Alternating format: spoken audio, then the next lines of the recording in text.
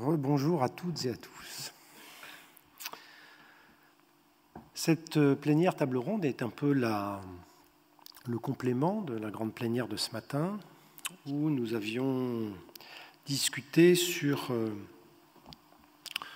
la diffusion, le recrutement, la formation et donc la présence de maîtres de stage des universités de médecine générale sur l'ensemble des territoires. La réflexion sur l'identité professionnelle procède des mêmes objectifs qu'a rappelé Patrice Diot en introduction et que nous partageons tous, qui est effectivement de former des médecins sur tous les territoires et qui soient pour nous, médecins généralistes, plus spécifiquement avec le message de s'occuper et de prendre soin des patients partout sur le territoire, et qui pose effectivement la question auquel nous avons été confrontés, nous, enseignants de médecine générale depuis longtemps, à la problématique de l'identité professionnelle des étudiants et de leur construction vis-à-vis de la médecine générale. Parce que nous faisons face à un historique dont on est obligé de tenir compte, tout en faisant, une fois de plus, comme ce matin, le droit d'inventaire, mais qui s'impose à nous.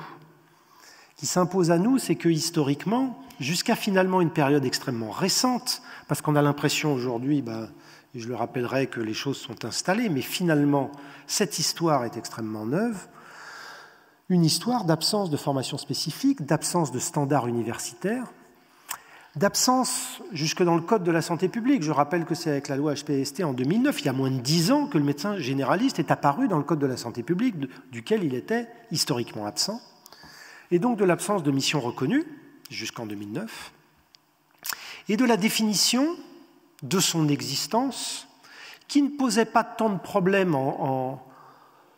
pendant les temps de pléthore médicale, où mécaniquement il y avait toujours du monde, mais qui s'est posé évidemment beaucoup plus depuis 10 ans, cette existence qui était en creux de ce que ne faisaient pas les autres, en creux de l'hôpital, en creux des autres spécialistes, et avec le risque en plus d'un démembrement du premier recours, puisque, dans une logique un petit peu de marché, un certain nombre de disciplines et de spécialités s'accaparaient ou revendiquaient le premier recours dans des niches plus ou moins élargies, depuis la logique de la pédiatrie jusqu'à la logique beaucoup moins évidente de la gynécologie médicale. Alors, cette identité professionnelle, depuis 10 ans, il y a eu un changement de discours et un changement d'affichage. Mais la question qu'on se pose, pour construire cette identité professionnelle, est-ce que réellement nous avons changé de paradigme au-delà des effets de manche et des effets d'affichage? Est-ce qu'on a changé de paradigme dans la formation initiale? Est-ce qu'on a changé de paradigme dans le système de santé? Avec pourtant des éléments structurels du changement, depuis 10 ans, et évidemment, on est assez bien placé pour en parler. C'est le grand élément structurel de changement, c'est la filière universitaire de médecine générale. Mais là encore, cette petite reprise d'une frise que nous avons déjà beaucoup utilisée, pour nous souvenir que finalement, même si ce n'est pas évident pour les internes actuels, eh bien, c'est issu d'une histoire extrêmement récente. Et que la spécialité, c'est en 2002, que le DES, avec la réforme de l'internat, c'est en 2004. Mais il ne faut pas oublier qu'entre 2004 et 2007-2008, il ne s'est passé rien du tout et que ça a motivé, je le rappelle pour les historiques, la grève des enseignants de médecine générale en fin 2006, parce que, alors qu'il y avait le DES, alors qu'il y avait la spécialité, rien n'apparaissait. Pas de filière, pas de clinica, pas de perspective pour la discipline. Et c'est bien pour montrer les résistances qui existaient, et ça, c'était il y a 10 ans. Et puis la filière, suite à de multiples, on va dire, négociations, rapports de force, qu'a dû quelque part imposer la discipline pour arriver à la loi de 2008, la nomination des premiers titulaires en 2009 et l'instauration de la filière. Je rappelle qu'en 2009, il y avait, avant qu'ils soient nommés, donc il y a moins de 10 ans, il n'y avait aucun titulaire de médecine générale dans les facultés françaises. Et même si le corps des doyens a beaucoup changé depuis, à l'époque, c'était quand même pas il y a 30 ans, il y avait une forte opposition d'un nombre certain à ce que ça puisse exister, parce que quelque part, c'était à l'époque, et ça a à voir directement avec ce problème d'identité. Les universitaires de médecine générale, les titulaires universitaires, c'était dévoyer l'université, dévoyer l'excellence universitaire. C'était le discours qu'on entendait. Et vous imaginez bien que les consciences, que les mentalités changent doucement avec le temps. Et que ce caractère prégnant, même si clairement on a changé d'époque, on est en situation d'héritage de ça. Et que la sous-section de médecine générale s'est installée en 2016, c'est-à-dire il y a 2 ans. Donc nous sommes le fruit d'une histoire extrêmement récente, et la construction de cette identité doit tenir compte de ça et se heurte à un certain nombre d'obstacles dans les mentalités et dans les consciences. Je parlais de la formation et je parlais du système de santé. On ne peut pas créer rapidement une identité professionnelle alors qu'elle a été déniée aussi longtemps. Et il y a quand même l'actuel président de la NEMF, comme son prédécesseur, rapportait des propos qu'on entend dans les services des CHU. Il ne se procède pas de nulle part. Quand vous avez un réflexe identitaire chez les étudiants qui se vivent comme formés à l'hôpital, dépendants de l'hôpital, et que la hiérarchie hospitalière, que l'identité hospitalière vous attribue pour la médecine générale quelque part une situation d'échec, il en reste quelque chose. Il faut être très motivé quand on est étudiant actuellement, en 2e cycle, pour dès le 2e cycle construire un projet, une identité de médecin généraliste. Alors la maîtrise de stage là-dedans pour construire l'identité professionnelle, et ça a été dit, donc je ne vais pas répéter tout ce qui a été dit, par l'ISLAR, par la NEMF, par Patrice Diot, par Antoine Ténière, ça marche plutôt pas mal. Donc plutôt, je dirais, que d'axer les choses, paradoxalement, vu le thème de cette plénière, sur le fait de renforcer l'identité professionnelle avec la maîtrise de stage qui marche déjà bien, il faudrait veiller à lever les freins qui handicapent le fait que la maîtrise de stage permette la construction de l'identité professionnelle. Et ces freins pour l'identité professionnelle, ils existent dans la formation initiale. On l'a dit pour le 2e cycle, et c'est vrai que nous attendons beaucoup de la réforme du 2e cycle, et la réforme du 1er cycle qui conditionne la réforme du 2e cycle, parce qu'actuellement, il se passe quoi ? Il se passe ce qui est exposé là. On dit toujours en pédagogie que l'évaluation guide le curriculum, mais je dirais que c'est un miracle dans ces conditions qu'il y ait des étudiants qui veulent faire médecine générale. Ça tient du miracle. Quelque part, on les voit arriver, nous, on leur dit « Oh, on est impressionnés qu'ils veuillent faire médecine générale ». Après, c'est ingurgité le programme des ECN, qui a quand même un côté aujourd'hui, ce qu'on disait depuis longtemps, et dont on voit avec plaisir que c'est un peu reconnu, qui a un côté un peu délabrant quand même. C'est-à-dire qu'on est dans une accumulation de savoir pour le jour J, et tout le monde se moque complètement de ce qui se passe à J+1. Alors on ne parle pas de ce qui se passe 6 mois après ou 12 mois après. C'est un peu comme la PACES. Je demande quand je vais expliquer ça, je dis aux étudiants qui arrivent aux internes, je leur dis alors, vous qui étiez à la fin pour le concours de la PACES les champions du monde du cycle de Krebs, racontez-moi la vie de la pyruvate kinase. Et c'est vrai que là, on voit on parlait des sciences fondamentales tout à l'heure, on voit qu'il n'en reste rien, et que par ailleurs, si ça a donné un vernis scientifique, un vernis de sciences fondamentales, dans la construction de l'identité de médecin, là au sens large, on ne peut pas dire que ça ait forcément largement contribué. Qu'il y ait des bases fondamentales, c'est évident. Que ça soit une accumulation de savoir, qu'ils soient au début fondamentaux, comme dans un 2e temps clinique, on voit très bien aujourd'hui les limites de ce système, alors qu'un médecin indifférencié, et ça ne m'étonne pas que Patrice Diot soit à la pointe en voulant faire de la pneumologie la spécialité qui réfléchit le plus à qu'est-ce qui est utile pour un médecin indifférencié demain, mais l'enjeu n'est pas de faire dans le 2e cycle les programmes de DES des différentes spécialités, ce qui est quand même la tendance majoritaire et la tendance rémanente, et ce qui aboutit évidemment sans notion de la prévalence des maladies, sans notion des problèmes de santé, sans notion de quels sont les problèmes de santé dans l'environnement de la société, eh bien, ce qui aboutit à ne pas orienter les étudiants vers la médecine générale, et je ne reviendrai pas sur les discours assimilant les futurs de médecine générale à un échec, parce que ça, c'est ce qu'on entend avant le concours. Et puis alors, quand on a le résultat du concours, si tu es bien classé, tu vas quand même pas faire médecine générale. Parce que, et je rejoins complètement ce qu'a dit la présidente de l'ANEMF, les étudiants, on les formate à réfléchir à ce qu'ils vont faire en fonction uniquement de leur place aux ECN, c'est-à-dire foin de la volonté, de la motivation. Et nous, on avait fait une enquête sur les bien classés qui ont choisi médecine générale, c'est-à-dire les bien classés qui ont le choix. La moitié d'entre eux décrivent des pressions sur les échelles de Likert complètement à droite, c'est-à-dire fortes à très fortes, pour surtout les dissuader de faire ça. Plus de la moitié de ceux qui veulent choisir médecine générale en ayant le choix. Donc pour vous dire, la pression, et ça ne vient pas que des services hospitaliers, hein, ça vient de l'entourage, ça vient des parents, qui disent, dans le grand public, je veux dire, l'excellence, c'est d'aller faire cardiologue ou c'est d'aller faire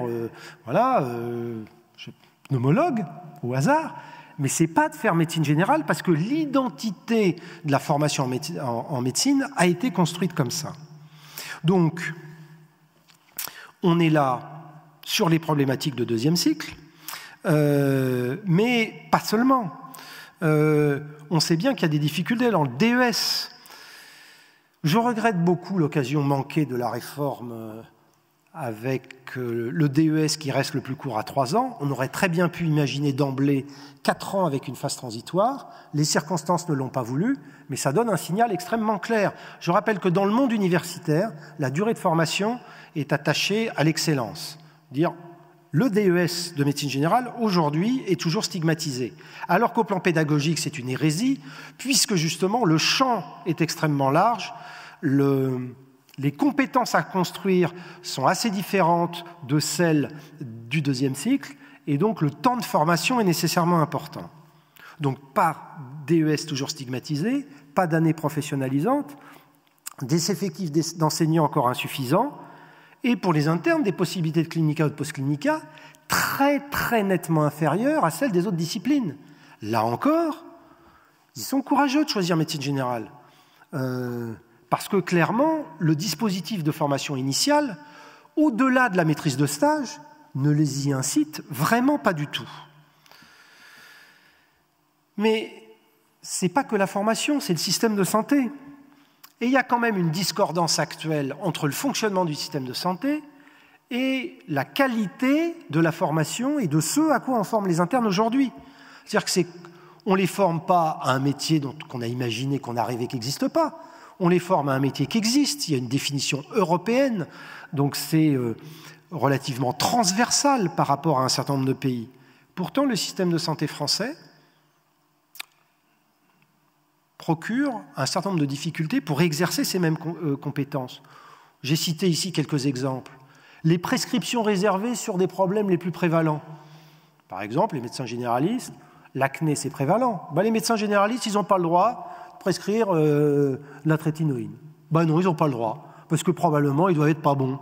On a échappé au fait que les médecins généralistes, de justesse, ne puissent pas prescrire les pilules de 3e génération. Alors, parce qu'il y avait un problème de santé publique, il se trouve que ce n'était pas eux qui les prescrivaient. Mais quand même, il y avait le projet qu'ils ne puissent pas les prescrire. Donc on voit bien à travers ces exemples qu'il y a un vrai problème de reconnaissance au niveau du système de santé. Et puis, quand il y a des réformes, il y a des propositions qui peuvent être légitimes, mais on a l'impression qu'il y a un naturel de l'hospitalocentrisme qu'on a du mal à contrecarrer. Je prends l'exemple des assistants ville-hôpital. On comprend l'idée. Dire que les internes, on va les mettre un peu en ville, un peu à l'hôpital, des fois ils ont du mal à s'exonérer de l'hôpital, voilà. Alors, il y a un modèle qui marche très bien, c'est les assistants universitaires de médecine générale, où ils sont moitié à la faculté, moitié en ambulatoire. Toutes les ARS qu'on a mis en place se félicitent de ça. Quand on veut essayer d'ancrer les gens en ambulatoire, le système arrive à réfléchir au fait qu'il faut les faire rémunérer par l'hôpital et attachés à l'hôpital. À votre avis, qu'est-ce qui va se passer demain ? Ils vont finir à l'hôpital. On n'ancre pas les gens dans l'ambulatoire en les accrochant à l'hôpital. Il y a quelque part On entend bien le discours de la complémentarité de l'interface ville-hôpital, mais on peut faire une interface que quand on est à un endroit. Si on est à l'hôpital, on ne pourra pas faire une interface ville-hôpital. Quand on est en ambulatoire, on peut faire une interface ville-hôpital. Il y a cet exemple, ou pire, il y a la confusion des métiers.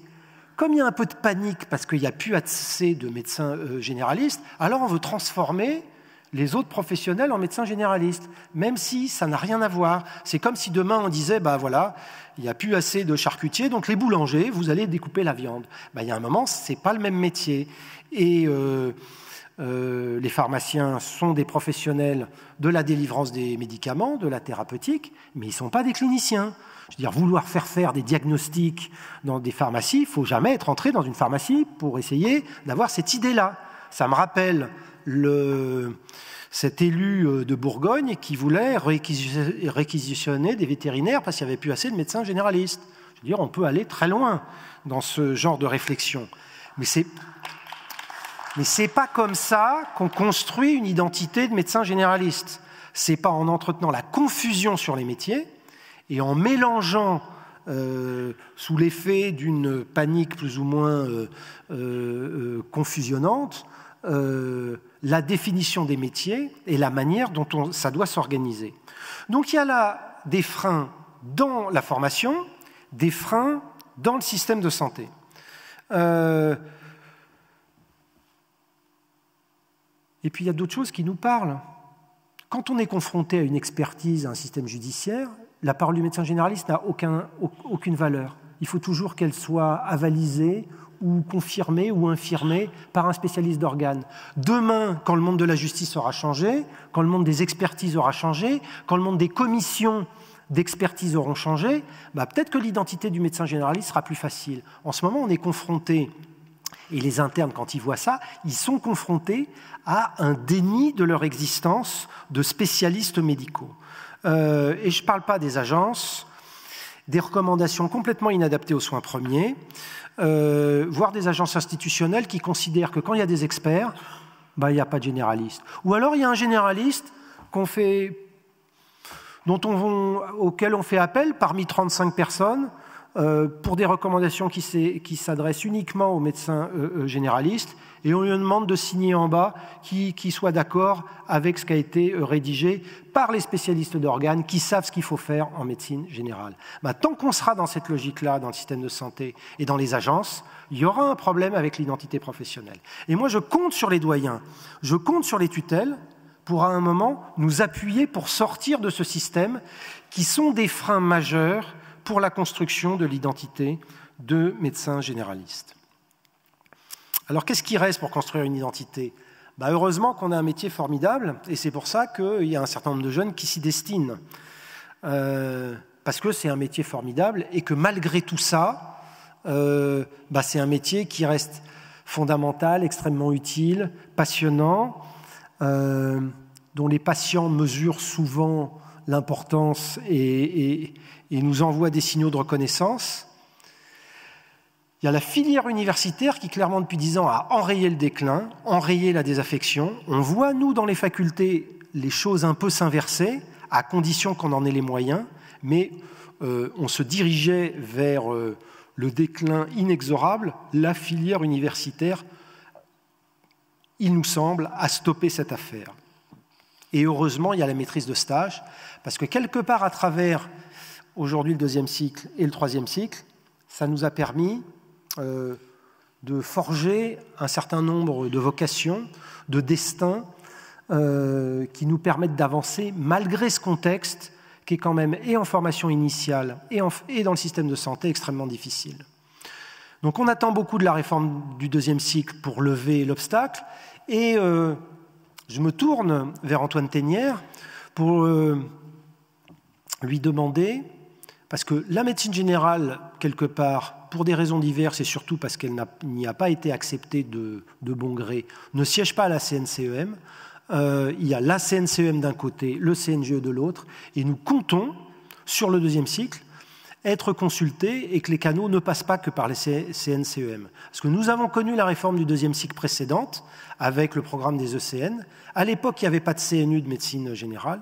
La médecine générale n'avait pas été saisie.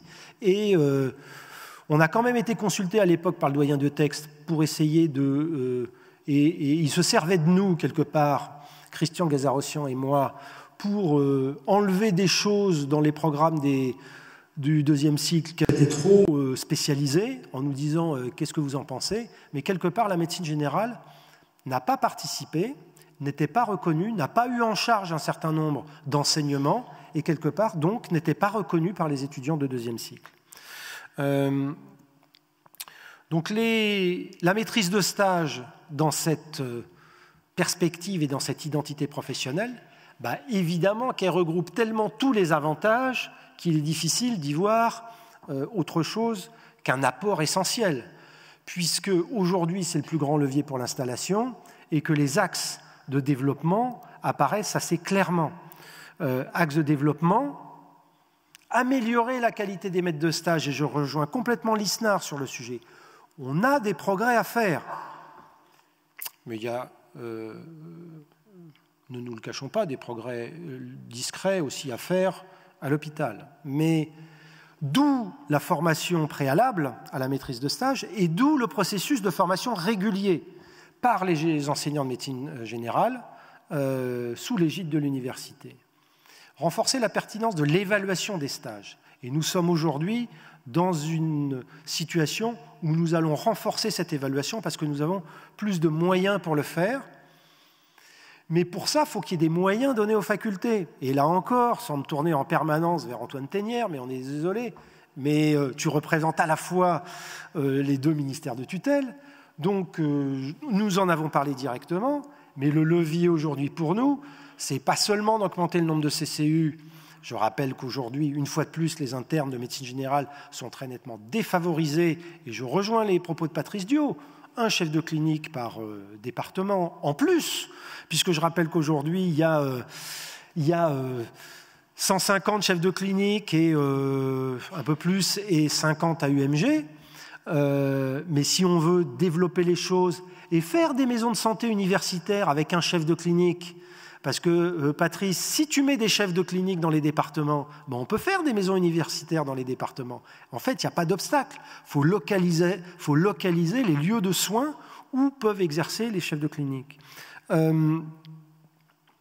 bien, on attend toujours, en revanche, le plan de nomination des enseignants associés qui sont essentiels pour faire tourner les départements de médecine générale et qui, actuellement, sont encore extrêmement limités vu leur mission, avec d'un côté peu de titulaires, d'un côté pas beaucoup de chefs de clinique et qui ont, eux, la mission spécifique, en plus d'investir les territoires. Donc il nous faut des enseignants associés et nous comptons sur le ministère de l'Enseignement supérieur pour entendre cette demande. Et puis évidemment, continuer à sanctuariser la formation à la maîtrise de stage dans le cadre du DPC. Donc, on ira demain avec la 4e année, avec tous ces éléments, vers clairement des éléments identitaires qui seront plus forts. Nous, on est prêts à aider les tutelles, les élus, on est prêts à aider les autres disciplines pour la maîtrise de stage ambulatoire, mais il faut que les diagnostics soient bons, que les freins soient levés, pour que les solutions qui sont aujourd'hui connues puissent être mises en œuvre demain. Merci à vous.